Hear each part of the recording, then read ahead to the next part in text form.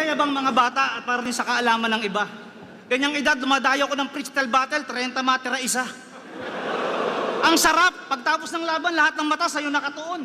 Ang angas, tangina boy, champion. Yung mga bagay na bitbit ko, panghabang panahon. Ikaw, Castillo, tignan mo yung mukha mo. Alam mo yung mga ganyan mukha, may plano ka magpakamatay.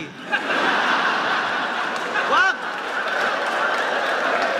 Sadyang ganyan ang buhay. Ganito, oh, may kausap sa babae. Paano mo nalamang ilunggo ko? Bakit sa porma ko? Wag! O di ba masaya? Yan, ganyan. Hindi yung ganyan mukha. Puta, wala pang ginagawa, mukhang pagod na. Ikaw naman, Sequence, tangina mo, magnanakaw ka. Ikaw daw nagdakaw ng cellphone ko, sabi ni Enigma. Tangina to, hinatid ko na, ninakawang ka po. Ano, babalik mo, susunugin ko tribo nyo.